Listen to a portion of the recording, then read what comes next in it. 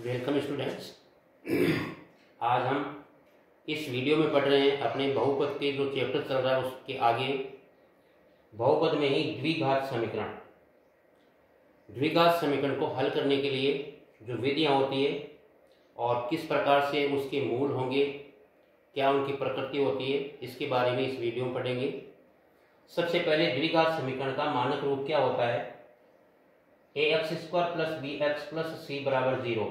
यदि बराबर से हम 0 हटा दें और ax² + bx + c लिखें तो ये एक द्विघाती बहुपद का व्यापक रूप है। और किसी द्विघाती बहुपद या कितने घात का बहुपद है उसको यदि कम से कम 0 से या किसी संख्या से तुलना कर दी जाए बराबर में या कम से कम 0, तो वह एक समीकरण कहलाएगा उतनी घात का जितनी उसकी अधिकतम घात है। तो यहाँ अपने चैप्टर के अंदर ये द्विघाती समीकरण है। तो सबसे पहले हमें ध्यान रखना चाहिए द्विघाती समीकरण का व्यापक रूप क्या होता है? ax² + bx + c = 0। किसी भी द्विघात समीकरण को हल करने की 3 विधियां होती है आपके 10th क्लास के नियमानुसार। पहली विधि होती है गुणनखंड विधि। जैसा कि हमने किसी बहुपद के शून्य ज्ञात किए मध्य पद के 2 भाग करके। त्रिपदीय बहुपद होता है, मध्य पद के 2 भाग करने पर 4 भाग बन जाते हैं।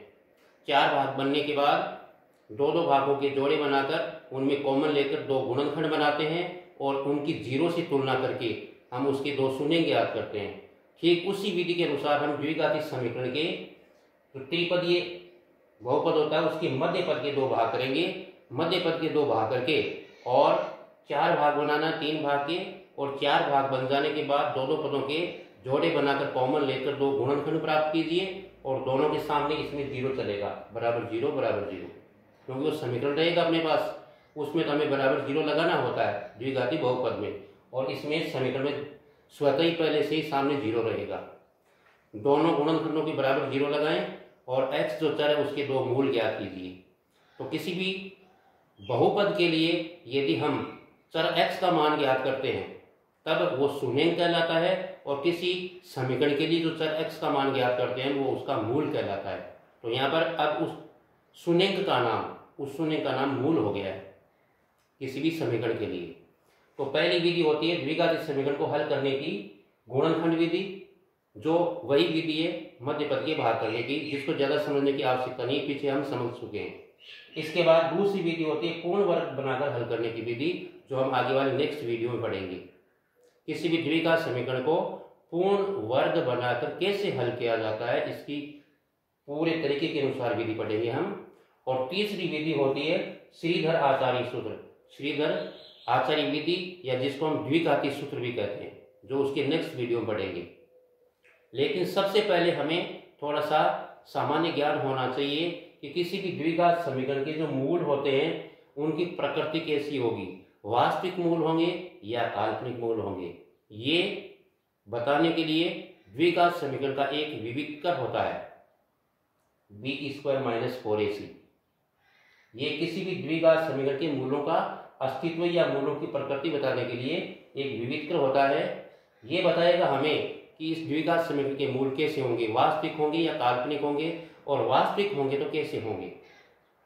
तो ये ABC क्या है, वैसे पहले से हम जानते हैं। A होता है x² गुणांक, B होता है x का गुणांक और C होता है अचर पद।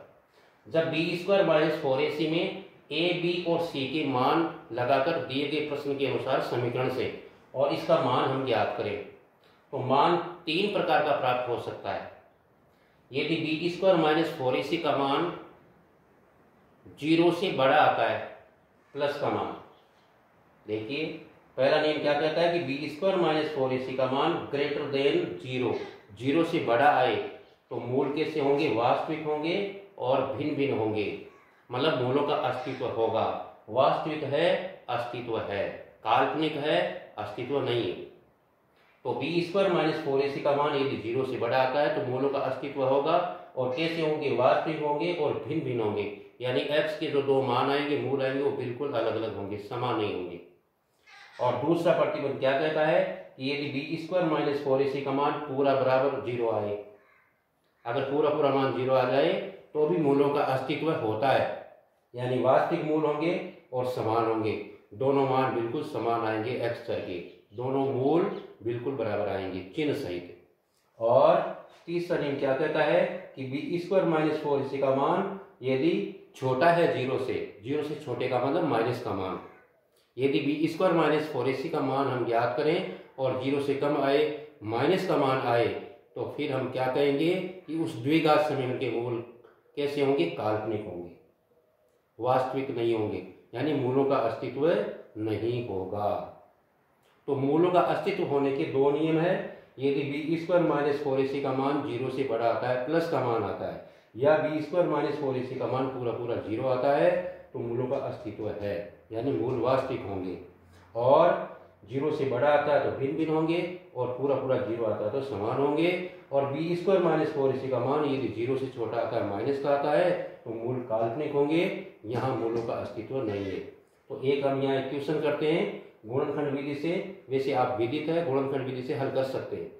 तो एक क्वेश्चन कर लेते हैं हम कि गुणनखंड विधि से किसी भी द्विघात समीकरण के मूल कैसे ज्ञात करते हैं। जैसे कि आपके चैप्टर में प्रश्नावली के अंदर एक क्वेश्चन दिया है, जो एक अच्छा क्वेश्चन है, 4x square minus 4a square x, 4x square minus 4a square x, और इसका तीसरा पद दिया हमें अंतर वाला प्लस कोष्ठक के अंदर a4 माइनस b4 बराबर 0। ये एक हमें द्विघात समीकरण दिया, इसके हमें मूल ज्ञात करने। तो देखिए सबसे पहले इस कोष्ठक को खोल लीजिए, 4x square minus 4a square x plus a square minus b4 बराबर 0। यहाँ कोष्ठक से बाहर प्लस का चिन्ह है, तो कोष्ठक खोलेंगे तो अंदर वाले चिन्ह पर कोई प्रभाव नहीं पड़ेगा। अब यहाँ पर देखिए हम एक सर्वसमीका बनाना चाहते हैं, कौन सी, अपनी a प्लस बी का होल स्क्वायर या a माइनस बी का होल स्क्वायर की जो मूलभूत बीजगणितीय सरल समीका होती है। तो यहाँ इस पद में देखिए दूसरे पद में a है, और यहाँ पर देखिए a4 माइनस b4 है, तो इस a और b का संबंध यहाँ इसके अनुसार देखिए a के साथ है। अगर यहाँ पर b स्क्वायर होता यहाँ, तो b का संबंध b4 के साथ में होता। हम क्या करें, मैं आपको ये समझाना चाह रहा हूँ कि यहाँ त्रिपदी एक बहुपद बना रहे हैं यहाँ एक, तो यहाँ ये तीसरा पद क्या ले, इन दोनों में से ये निर्भर करता है कि यहाँ पर क्या हो।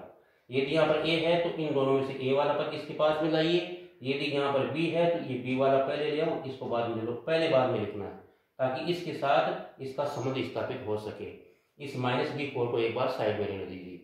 अब इससे देखिए हम एक सर्वसमीका बनाते हैं, या मध्य पदों का भाग करके भी सरल कर सकते हैं कि ऐसी दो संख्याएं जिनको जोड़ने पर ये 4 आना चाहिए, बाह्य पदों का गुणा इसके बराबर होना चाहिए, या इसको एक टेक्निकल तरीके से भी हम कर सकते हैं।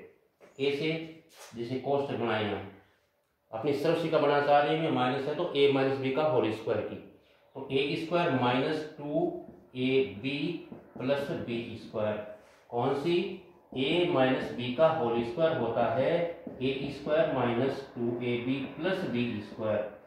ये पद है अपने पास, ये है, इससे ये गुणनखंड बना रहे हैं, ये जो अपने पास मान है इसके अनुसार हमने कोष्ठक बनाए। तो ये 3 पद अपने पास, 3 मान आ गए, ये बीच में 2 वाला, और इस साइड में माइनस का b4 है, इसको रहने दीजिए, और बराबर में 0। अब यहाँ पर स्क्वायर है तो इसको इसके अंदर लिखेंगे, इसका वर्गमूल लिखेंगे, तो यहाँ पर क्या लिखेंगे, 2x वर्गमूल करके इसका 4x स्क्वायर का वर्गमूल करेंगे 2x होगा, जैसे ही वापस से खोलेंगे 4x स्क्वायर बन जाएगा, इसका मान वापस आ जाएगा। अंतिम पद में चलिए, यहाँ पर a की घात 4 है, इसका वर्गमूल लिखेंगे, क्या लिखेंगे, a स्क्वायर, और जैसे इसका वर्ग करेंगे वापस a की घात 4 आ जाएगी। अब चूंकि यहाँ a स्क्वायर यहाँ b स्क्वायर, तो यहाँ a होता है और यहाँ b होता है, तो नियमानुसार ये a का मान यहाँ लगा देंगे 2 के साथ a वाला, यहाँ a का मान क्या बन गया, 2x, और यहाँ पर b का मान क्या बन गया, a स्क्वायर। अब देखिए इस पद को आप हल करेंगे तो ये मान बनेगा, यहाँ 4 स्क्वायर बन जाएगा, यहाँ a स्क्वायर की 2 घात लगाएंगे तो a की घात 4 बन जाएगी। इनका गुणा करके देखिए, 2 का 2 से गुणा 4, और 4 के साथ में x, जो x यहाँ पर है, और a स्क्वायर, यही 4a स्क्वायर x बन जाएगा अपने आप। अब नियमानुसार a square minus 2ab plus b square हो, ये गुणनफल है, तो इसके गुणनखंड क्या होंगे, a माइनस b का होल स्क्वायर। तो ये गुणनखंड इसका क्या बनेगा, a माइनस b का होल स्क्वायर, जहाँ a क्या है अपने पास 2x और b क्या है a स्क्वायर। तो इसके अनुसार ये गुणनफल बन गए अपने पास, a के स्थान पर तो क्या है 2x और माइनस b के स्थान पर क्या है a स्क्वायर, और इसका क्या बन गया होल स्क्वायर। यदि यहाँ पर प्लस का चिन्ह होता है यहाँ, तो ये प्लस की संरचना हो जाती प्लस a प्लस बी का होल स्क्वायर, लेकिन माइनस किए तो यह माइनस की संरचना बनी, और इसके बाद में साथ में अपने पास में क्या पद है -b4 बराबर 0। अब देखिए अगर इस पूरे पद को एक मान लिया जाए दोनों पदों से सम्मिलित, मान लो ये पूरा पद a है तो ये a स्क्वायर हो गया और ये -b स्क्वायर बना ले, तो a square minus B square के दो भाग क्या होते हैं हम जानते हैं तीसरी संरचना के अनुसार, एक तो हो जाएगा a प्लस बी और एक हो जाएगा a माइनस बी। यह है 2x माइनस a स्क्वायर का होल स्क्वायर और माइनस इसको b स्क्वायर का होल स्क्वायर लिखे, वर्गमूल करके अंदर लाइए, वापस खोलेंगे b की घात 4 बन जाएगी बराबर 0।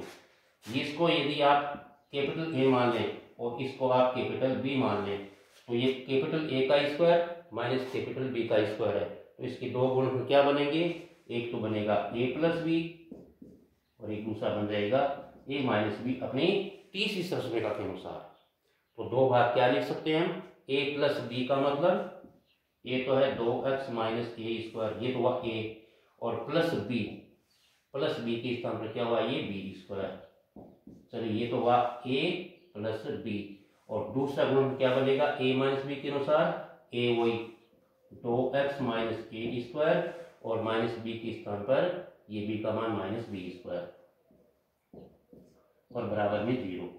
इस प्रकार से अपने पास ये दो गुणनखंड आ गए a plus B a minus B. अब इन दोनों को अलग अलग 0 के बराबर लगाएं और इसके मूल ज्ञात करें। तो पहला मान अपने पास आया इधर गुणनखंड 2x minus a square plus b square बराबर 0, पहला गुणनखंड, और 2x minus a square minus b square बराबर 0, दूसरा गुणनखंड, इसके सामने 0 लगाया। जैसे ही हल करेंगे तो हमें x का मान ज्ञात करना है, तो इन दोनों का पक्षांतर कर दीजिए उधर, तो 2x बराबर a स्क्वायर उधर जाएगा, इधर माइनस का उधर जाकर प्लस बनेगा, और b स्क्वायर प्लस का उधर जाकर माइनस बनेगा, हो जाएगा -b स्क्वायर। तो x बराबर ये 2 बटे में जाएगा नियमानुसार a square minus b square बटे 2, और यहाँ हल करेंगे तो इन दोनों का पक्षांतर करें उधर, 2x बराबर दोनों ही माइनस के हैं उधर जाकर प्लस के बन जाएंगे, तो a स्क्वायर भी प्लस का और b स्क्वायर भी प्लस का, तो x बराबर 2 बटे में जाएगा a square plus b square बटे 2। इस प्रकार से इस द्विघाती समीकरण के दो मूल क्या प्राप्त हो गए हमें, जिनको एक जगह लिख सकते हैं s बराबर पहले बराबर आ गया a square minus b square बटा 2, और दूसरा मूल आ गया a square plus b square बटे 2। एक अच्छा क्वेश्चन है, एक टेक्निकल क्वेश्चन है, जिसको हम इस प्रकार से हल करें तो अच्छा होगा। अब गुणनखंड विधि से यदि हमें किसी द्विघात समीकरण को हल करना है तो मध्य पद के भाग करने का नियम ध्यान रखें। अंतिम अचर पद का चिन्ह, एक बार नियम ध्यान रखें, अंतिम अचर पद का चिन्ह यदि प्लस का है तो मध्य पद के टुकड़े जोड़ने के होंगे, अंतिम अचर पद के अगर चिन्ह माइनस का है तो मध्य पद के टुकड़े घटाने के होंगे। जोड़ने पर घटाने पर मध्य पद वाली संख्या आनी चाहिए, और साथ में शर्त क्या होनी चाहिए, जोड़ने या घटाने की जो संख्याएं हमने सोची उनका गुणनफल बाह्य पदों के गुणा के बराबर होना चाहिए। इस नियम से मध्य पद के दो भाग कीजिए, 4 पद हो जाएंगे, दो के जोड़े बनाइए, कॉमन लीजिए, 2 गुणनखंड प्राप्त करें और दोनों को अलग अलग 0 के बराबर लगाकर और उसके x के 2 मान ज्ञात करें, 2 मूल प्राप्त हो जाएंगे। इसके नेक्स्ट आगे वाले वीडियो में हम द्विघात समीकरण को पूर्ण वर्ग बनाने की विधि द्वारा हल करने का तरीका सीखेंगे। Okay, thanks.